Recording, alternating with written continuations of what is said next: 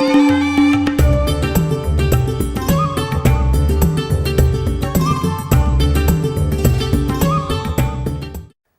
students, today our topic for discussion is Introduction to Economics. This is the chapter 1 of class 12th. Let's start with the term economics. What is economics?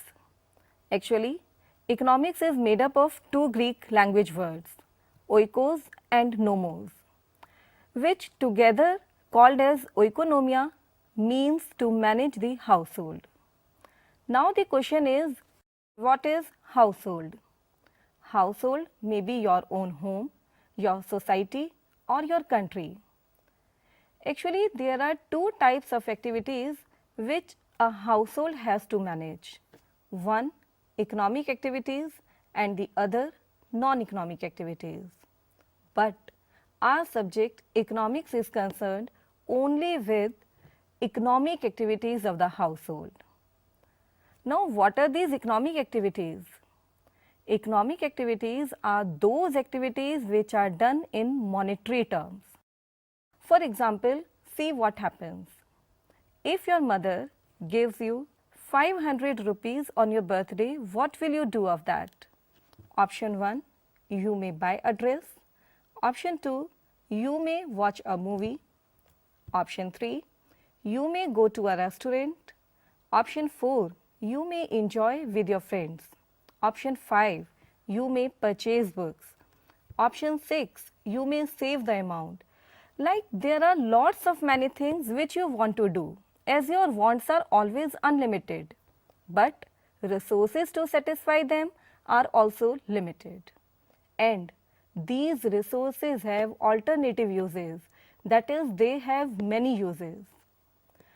So there is a problem of choice making or problem of allocation of resources as they are limited. There will be the same case even if your mother has given you rupees 5,000, rupees 50,000, rupees 5 lakh, or even if she had given rupees 50 lakh on your birthday, the position will be same because your wishes will arise according to resources and still the result will be same. That is, wants will be still unlimited, resources will be still limited and alternative uses of resources. Now this is the economics which guides us what we should choose. That want which give us maximum satisfaction. So this was the need due to which the subject of economics emerged. Now in how many parts economics can be divided? In the beginning, there was only one economics known as political economy or simply economics. But after 1930, some economists divided the economics into two parts, microeconomics and macroeconomics. Firstly, we will make clear the concept of microeconomics. The word micro is derived from Greek word mikros, M-I-K-R-O-S, means small, tiny.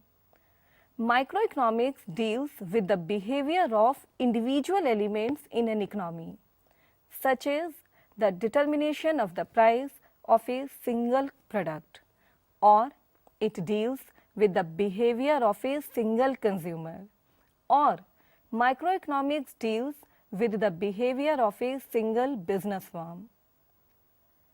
Microeconomics is the study of one particular unit, and that particular unit may be a household or a factor input.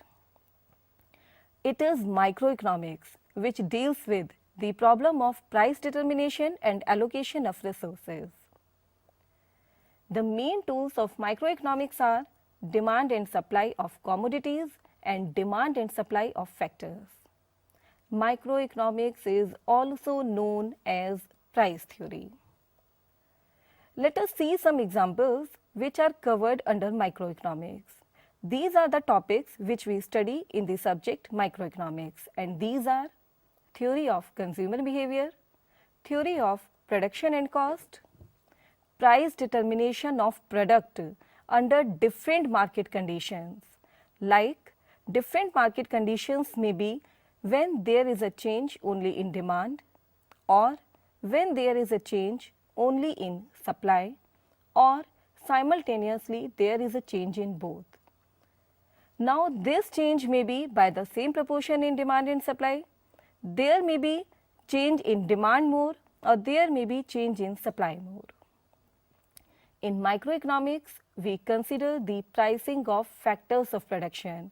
Factors of production are land, labor, capital and entrepreneur. That is, in microeconomics, we study the theory of wages, rent and profit.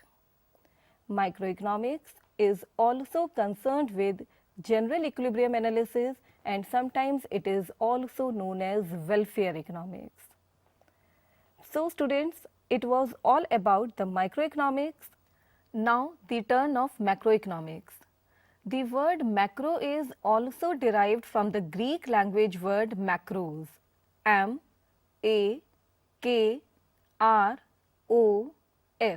which means large.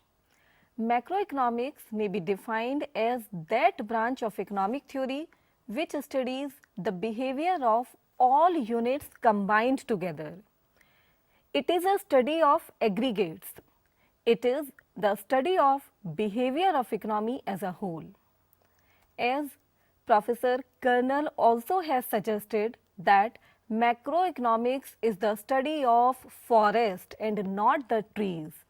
That is, macroeconomics examines the overall level of a nation's output, nation's employment, nation's prices and foreign trade.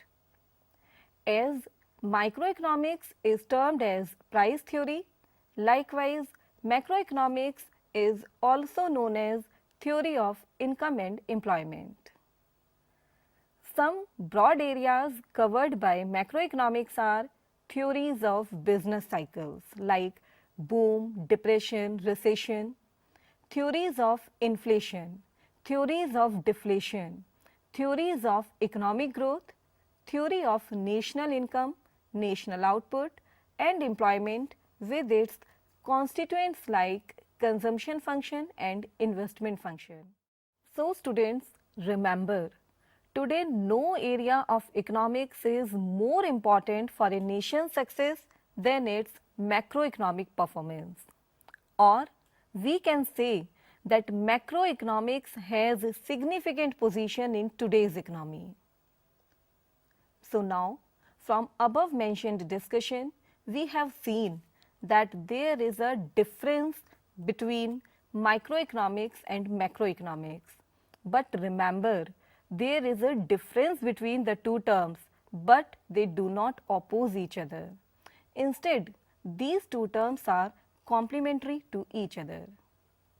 As it has been rightly pointed out by Professor Alfred Marshall that as both foot are needed for walking, in the same way micro and macroeconomics both are needed for a scientific thought. Importance of any one cannot be ignored. It was all about the macroeconomics. Now, what is the nature of economics? Under this heading, we generally discuss whether economics is a science or it is an art or economics is both. Before going into this heading, we have to know what is science. Any subject can be regarded as science if it has all the following features. Let's see the features of science. Science is a systematic body of facts. Science establishes a relationship between cause and effect. Science is capable of measurement. Science has ability to forecast. In science, laws are derived based on experiments. Now, if we analyze economics or if we compare economics with the science, we can say that economics also has the features of science. Like science, it studies cause and effect relationship between economic phenomena. Let us take an example of law of demand. As price rises, quantity demanded falls and vice versa, keeping other things constant. In this law of demand, price is the cause and effect is change in quantity demanded. The second similarity between economics and science is that economics is also capable of being measured in terms of money. Third similarity is that economics also forecast the future market conditions with the help of various statistical and non-statistical tools. In economics also, experiments are done. It's okay not in laboratories but on human behavior. On the basis of above analysis, we can say that economics is science. But remember, it is not a perfect science due to some inherent limitations in it. Means economics has certain inherent shortcomings, like laws of economics are not universally true like science.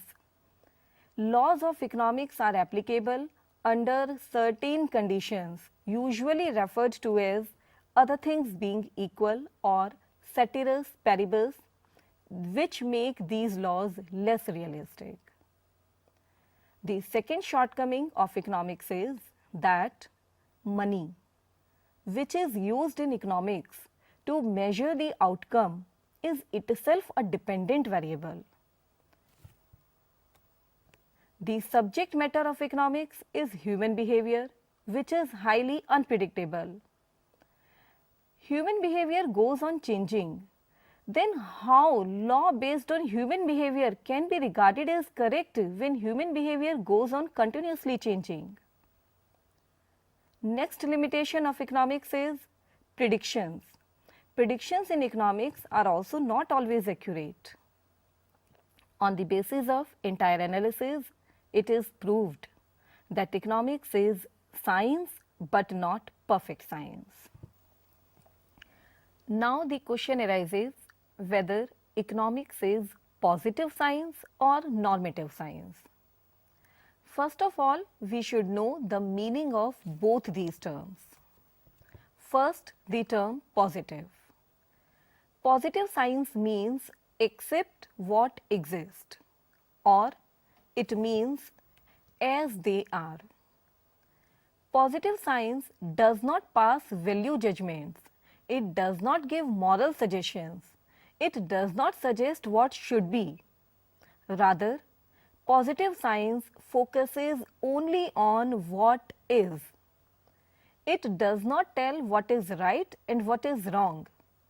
Professor Lionel Robbins, a renowned economist, supported this positive aspect of economics. Examples of positive science are: first, prices in India are continuously falling. We have to accept it as a fact. Second example, there is an inverse relationship between price and quantity demanded. Now the term normative science. Normative science means what ought to be, what should be. It gives moral judgments like what should be done and what should not. It is concerned with welfare propositions. Professor Alfred Marshall and Professor A.C. Pigou supported this side. Examples of normative science are: first, reducing inequalities should be the major priority for mixed economies. See, there may be many priorities for mixed economies, but the major priority should be the reducing inequality. Here it is a suggestion. It focuses on what should be, so it is a normative statement. Secondly, the government ought to guarantee that our income will not fall. The government ought to guarantee. Again, remember, it is a suggestion. So these were the examples of normative aspect of economics. To conclude, we may say that while laying down laws or theories, economics may be treated as pure and positive science, but as a tool of practical application, it must have some normative goals in view. It was all about science, positive science, normative science. Now the next question which arises in our mind is whether economics is an art also. Yes, our answer is positive. Students, art means practice of knowledge. Economics is an art also because its various branches, consumption, production, etc., provide practical solutions to various economic problems which we face in our day-to-day life. Concludingly, it is proved that economics is both a science and an art. Further, both positive science and normative science. But point to remember is that economics is not a perfect science. So students, this was all for our today's discussion. Rest we will do in our next class. But before leaving, let's summarize what we have done today. We started a chapter with the meaning and need of economics. And we look, economics is made up of two words, oikos and nomos, which combinedly means to manage the household. Economics teaches us to make the choices. It guides us in choice making. It suggests us to make that choice which gives us maximum satisfaction in the face of scarcity of resources. So you see, this is the choice making due to which the need of economics emerged. Some economists also defined economics as science of choice making. Next, we came to know about types of economies, that is micro and macro, the two important sides of economies which should be taken together. Then we discussed the nature of economics, in which we proved that economics is both a science and an art, and further both positive science and normative science, but not a perfect science. So students, now there are some multiple choice questions for making your concepts more clear. Question first. Identify the statement which is micro from national angle. I am giving you 4 options. You have to identify that statement which is micro from national angle. First option is per capita income of India. Second option is underemployment in agricultural sector. Third option is lockout in biscuit industry. And fourth option is total savings in India. Yes, you are right. Our answer is option C, lockout in biscuit industry. As you see, per capita income is a macro approach. Underemployment in agricultural sector is also macro from national angle, and total savings in India is also macro aspect. Our second question is, an example of positive economic analysis would be, means I am giving you 4 options and you have to identify that statement which is positive. That is the statement in which suggestions are not given. The first statement is determining the fair price for the food. Second is deciding how to distribute the output of the economy.